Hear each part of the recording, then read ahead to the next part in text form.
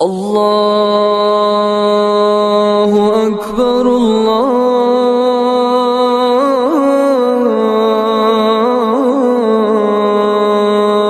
اکبر۔ السلام علیکم ورحمۃ اللہ وبرکاتہ۔ برادران اسلام، میرے نمازی بھائیوں، لفظ طیب پاکی، پاکیزگی اور پاک بازی کے معنی پر دلالت کرتا ہے۔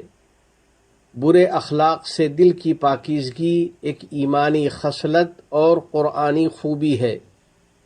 قرآن کریم نے بار بار اس کو ذکر کیا ہے اور اپنی متعدد آیات میں اس کے معانی کو بیان کیا ہے۔ چنانچہ 40 سے زائد مقامات پر ایسے کلمات آئے ہیں جن کا مادہ طیب ہے۔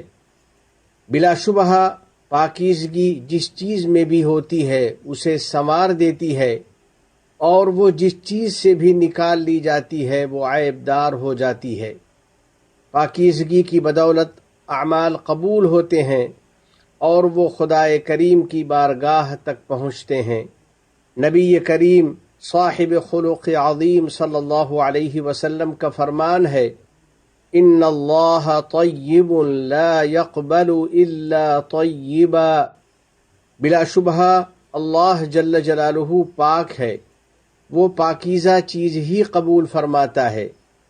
یعنی اللہ تبارک و تعالی ایسی پاکیزہ طبیعتوں سے پاکیزہ عمل قبول کرتا ہے جن میں کسی کے تئیں بغض و حسد نہیں ہوتا۔ وہ دوسروں کی خوشی سے خوش ہوتے ہیں اور دوسروں کی کامیابی سے ان کو راحت حاصل ہوتی ہے۔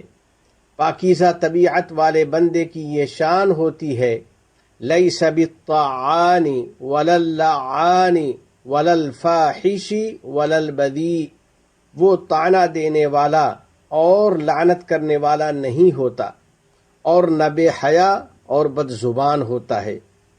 وہ اپنے مومن بھائی کی تکلیف پر خوش نہیں ہوتا اور نہ اس پر بیجا الزام لگاتا ہے۔ ایسا بندہ قلبی راحت سے مالا مال ہوتا ہے اور نعمت و سلامتی کے ساتھ زندگی گزارتا ہے، جیسا کہ رسول اکرم صلی اللہ علیہ وسلم کا ارشاد ہے، طیب النفس من النعیم۔ طیب النفس ہونا اور پاکیزہ طبیعت رکھنا بھی ایک نعمت ہے۔ اللہ کے نیک بندو، میرے عزیز دوستو، پاکیزہ طبیعت والوں کے لیے بہت زیادہ اجر و ثواب ہے۔ ان کی طبیعت کی پاکیزگی ایمانی قوت کی دلیل اور اسلامی شجاعت کی علامت ہوتی ہے۔ وہ آسودگی اور مالداری میں نیکی اور بھلائی کرتے ہیں، اور مصیبت اور دشواری میں ان کی طبعی خوبیاں کھل کر سامنے آتی ہیں۔ وہ ہمت و حوصلہ والے ہوتے ہیں اور شرافت و مروت سے کام لیتے ہیں۔ پس ان کی یہ کیفیت ہوتی ہے، کمثل النحلہ اکلت طیبا ووضعت طیبا۔ ان کی مثال شہد کی مکھی کی طرح ہوتی ہے جس نے پھول و پھل سے پاکیزہ غذا حاصل کیا، پھر اس سے پاک و صاف شہد بنا دیا۔ ایسے بندے پوری کوشش سے فلاحی اور عوامی کام کرتے ہیں اور رنگ و نسل اور دین و قومیت کے درمیان تفریق نہیں کرتے، اور اپنی جان و مال سے تمام متاثرین کی امداد کرتے ہیں اور اپنے ملک کی نیک نامی کے خواہش مند رہتے ہیں۔ وہ اپنے عمل سے اپنے ملک کی خوبیاں ظاہر کرتے ہیں اور ملکی مفادات اور اثاثوں کی حفاظت کرتے ہیں۔ بس ان کا ملک ان کے نزدیک ان کے گھر سے زیادہ محبوب ہوتا ہے، اور ملک میں رہنے والے ان کے نزدیک اپنے گھر والوں کی طرح ہوتے ہیں۔ وہ بدنام کرنے والوں کی افواہوں پر توجہ نہیں دیتے اور نفرتی ٹولے کے پھیلائے ہوئے جھوٹ کی پرواہ نہیں کرتے۔ وہ شرافت سے کام لیتے ہیں اور وعدہ کی پاسداری کرتے ہیں، بعہدہم اذا عاہدوا۔ اور وہ لوگ اپنے عہد کو پورا کرنے والے ہیں جب عہد کر لیں۔ ایسے پاکیزہ بندوں کے لیے نبی کریم صلی اللہ علیہ وسلم کی یہ بشارت ہے خیار الناس الموفون المطیبون، وعدہ وفا کرنے والے اور پاکیزہ اخلاق والے اللہ کے نزدیک سب سے اچھے بندے ہیں۔ پاکیزہ اخلاق و کردار اختیار کرنے والوں، ہمیشہ اچھے اخلاق کا مظاہرہ کرو، سب سے مسکرا کر ملو اور خوش دلی کے ساتھ لوگوں کو سلام کیا کرو۔ تحیۃ من عند اللہ مبارکۃ طیبہ، یہ اللہ کی طرف سے ایک بابرکت سلام اور پاکیزہ دعا ہے۔ اور میرے بھائیو، سرور کونین صلی اللہ علیہ وسلم کی اس فرمان پر عمل کرو، وَأَطِيبُ الْكَلَامِ، یعنی پاکیزہ کلام کیا کرو اور اچھی اور میٹھی گفتگو کیا کرو۔ ہمارے رب کریم جل جلالہ کا ارشاد ہے، الیہ یصعد الکلم الطیب، اچھا کلام اسی تک پہنچتا ہے۔ اور حلال روزی تلاش کیا کرو اور کسب حلال کے دوران اپنا کام اچھی طرح انجام دیا کرو۔ خدائے عز و جل نے فرمایا ہے، یا ایہا الناس کلوا مما فی الارض حلالا طیبا، اے لوگو زمین میں جو حلال پاکیزہ چیزیں ہیں وہ کھاؤ پیو۔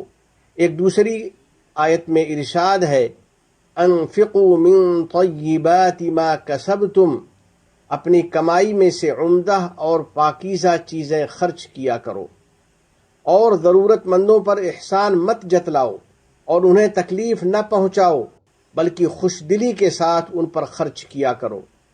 شادی بیاہ میں بھی پاک بازی اختیار کرو اور پاکیزگی اور شرافت پر اپنی فیملی کی بنیاد رکھو۔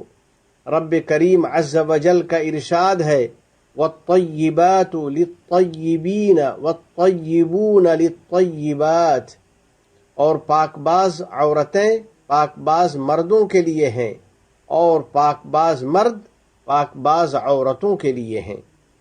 پاکیزہ ماحول میں اپنے بچوں کی تربیت کرو، ان کو ذریۃ طیبہ بناؤ، یعنی ان کو نیک اور صالح اولاد بناؤ، ان کو علم و اخلاق سے آراستہ کرو، صلہ رحمی کا اہتمام کرو اور مریضوں کی عیادت کیا کرو۔ نبی رحمت صلی اللہ علیہ وسلم نے بشارت دی ہے، اذا عاد الرجل اخاہ او زاراہ قال اللہ لہ طبت وطاب ممشاک وتبوأت منزلا فی الجنہ، جب آدمی اپنے مریض بھائی کی عیادت کرتا ہے یا اس سے ملاقات کرتا ہے تو اللہ تعالیٰ اس سے فرماتا ہے کہ تو نے بہت اچھا کام کیا اور تیرا چلنا خوب رہا اور تو نے جنت میں ٹھکانہ بنا لیا۔ یا اللہ، ہمیں پاکیزہ طبیعتوں والا، نیک نیتوں والا اور اچھے اقوال و افعال والا بنا دے، نیز اپنے اس فرمان پر عمل کی توفیق عطا فرما دے۔ یا ایہا الذین آمنوا اطیعوا اللہ واطیعوا الرسول واولی الامر منکم۔ پاکیزہ طبیعت والے مومنوں، رب ارحم الراحمین نے ہم پر بے انتہا فضل و کرم فرمایا ہے۔ اس نے ہمیں متحدہ عرب امارات جیسے پاکیزہ، پرامن اور سخی ملک میں رہنے کا موقع دیا۔ بلا شبہ اس ملک کی یہ شان ہے، بلدۃ طیبہ، یہ ایک عمدہ اور پاکیزہ ملک ہے۔ پاکیزہ جگہ اور اچھی سرزمین کے بارے میں باری تعالیٰ کا ارشاد ہے، والبلد الطیب یخرج نباتہ بإذن ربہ، اور جو زمین پاکیزہ اور ستھری ہوتی ہے اس کی پیداوار اپنے رب کے حکم سے خوب نکلتی ہے۔ الحمدللہ، ایک ہوش مند قیادت کے زیر سایہ امارات کا یہی حال ہے۔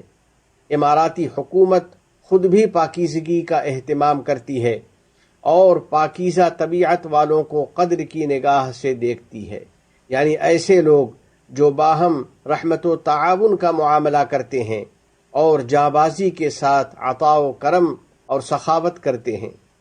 یہاں کی حکومت ایسے افراد کو بے انتہا عزت و تکریم سے نوازتی ہے اور ان کو بہت زیادہ قدر و منزلت بخشتی ہے۔